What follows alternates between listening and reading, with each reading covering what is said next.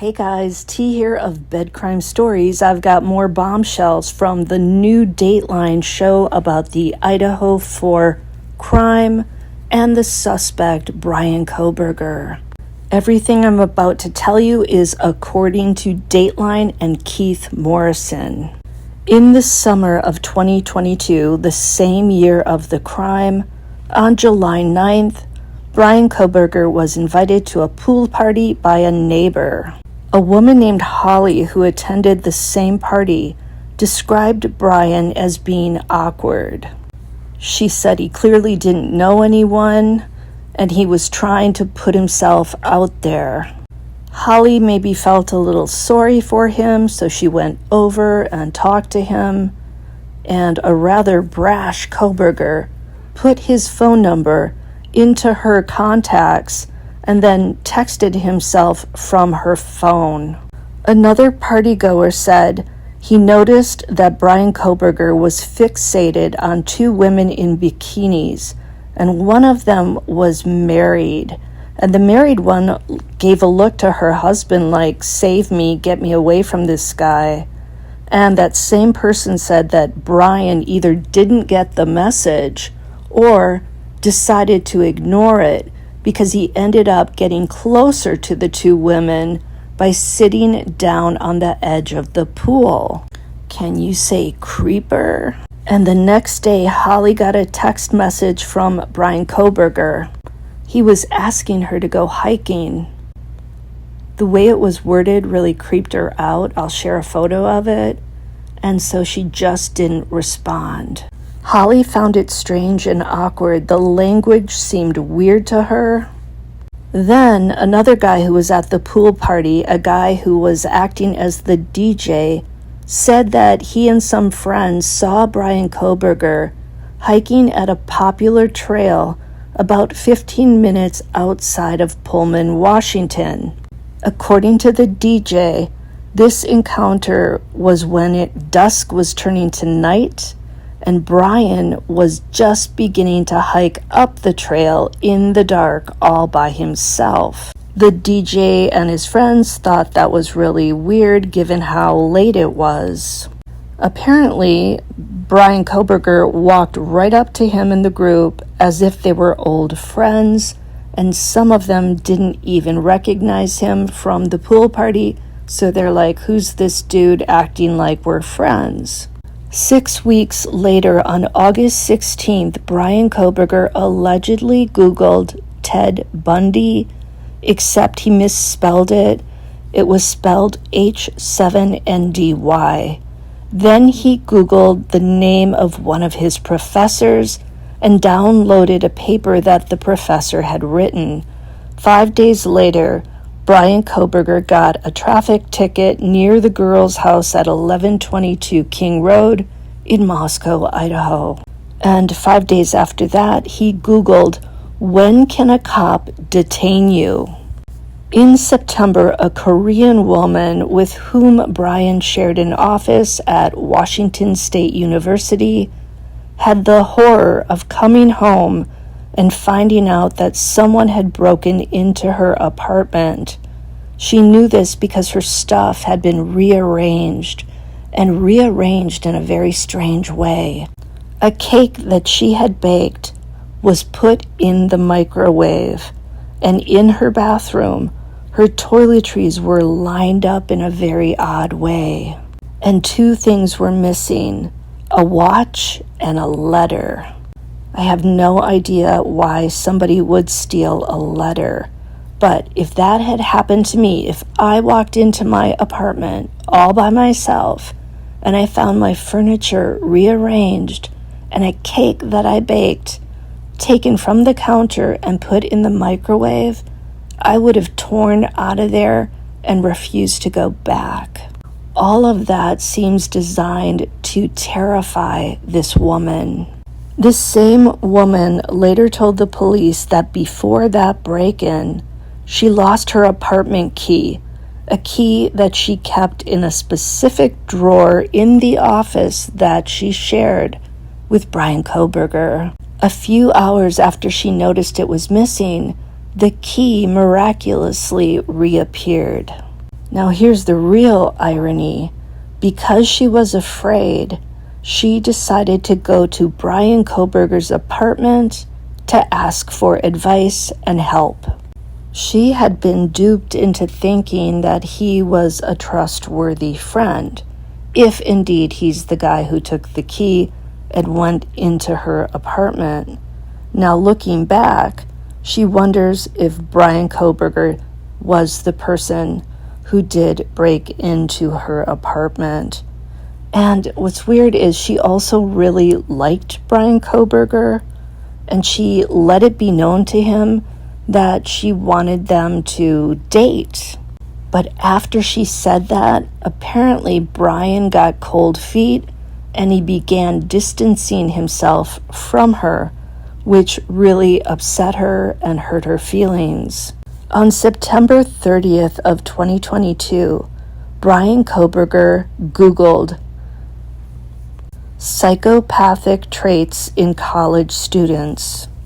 Then on October 4th at 6:12 a.m., Bryan Kohberger was all over social media searching for women at WSU and at the University of Idaho.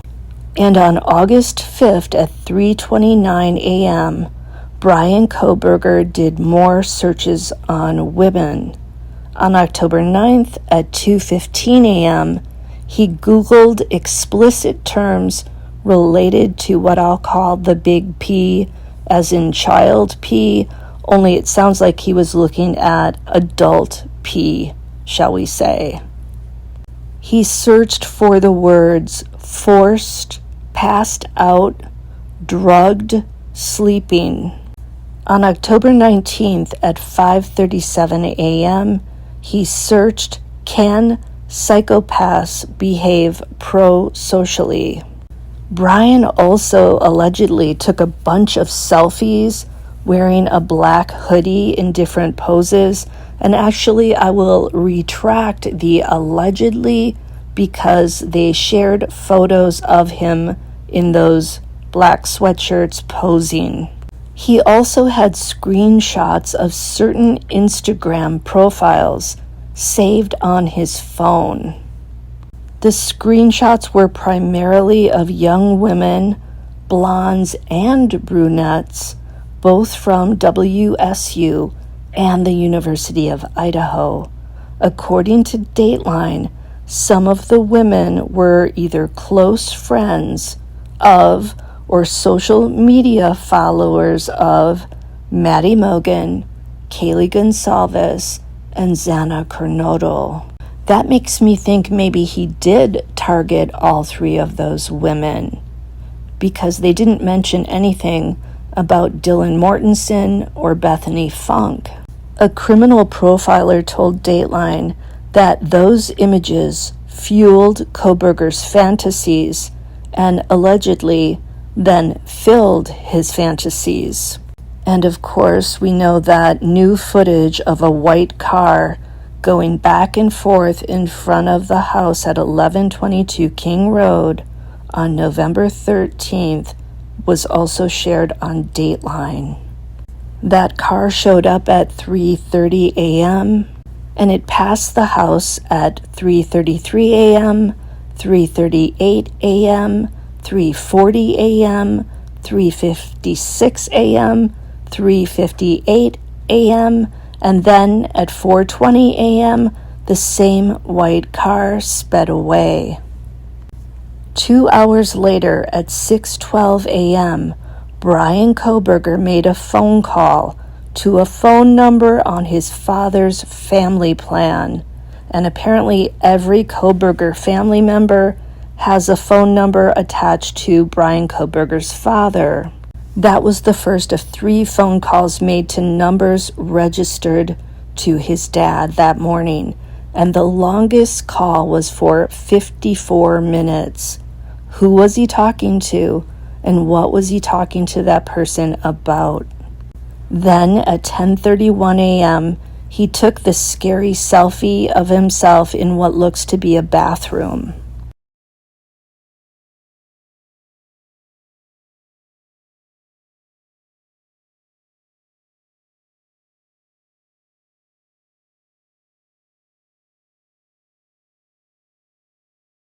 Also from Dateline, when the police arrived at 1122 King Road, they found Xana Kernodle in a massive pool of the red stuff. Ethan was found deceased in Xana's bed. Dateline also shared information about a theory that apparently a source close to the investigation told them, and they said that Xana may have heard something up on the third floor and maybe even went up there to check on Kaylee and Maddie. And according to this source, it might be that Xana was chased back down the stairs to the second floor, likely trying to get back to her bedroom to close the door and lock it. And this might have been when the leather sheath got dropped and left on Maddie's bed. According to this source, the fight that happened in Xana's bedroom, per Dateline, was, quote, brutal. Detectives found a blood-stained chair in Xana's room, which may indicate that the perpetrator brushed against the chair or that he sat down in the chair. And back to Ethan Chapin. Dateline is saying that one of his wounds pierced an artery and his legs were, quote, carved. Hearing that theory makes me wonder if that really did happen. How did Dylan Mortensen not hear Xana running down the stairs, likely screaming, trying to get back to the bedroom?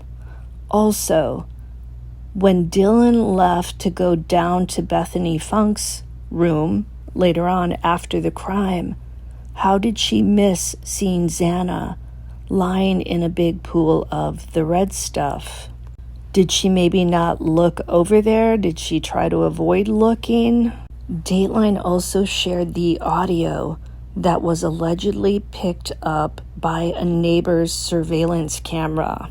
In the audio, you hear the whimpering that is believed to be Xana, you hear a thud, and then you hear a dog barking.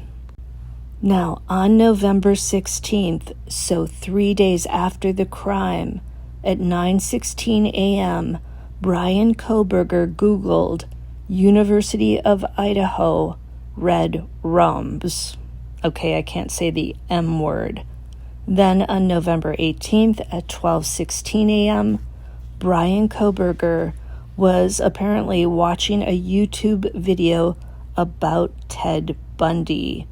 And it was basically called The Perfect Blank Machine, Ted Bundy, and the word in the blank rhymes with pilling, but it starts with a K. So, The Perfect Pilling Machine, Ted Bundy. For 6 weeks after the crime and before his arrest, according to Dateline, Bryan Kohberger spent a lot of time watching videos about the crime in Moscow, Idaho. It's very creepy to hear that because I was making videos about the crime in Idaho, Moscow, Idaho. Could he have possibly seen some of my videos? I don't want to flatter myself, but I was making a lot of videos at that time about this case. So it's a bit chilling to know that he was checking out all those videos. Let me know what you think in the comments, and I'll see you next time on Bed Crime Stories. Please like, share, and subscribe. You know the drill.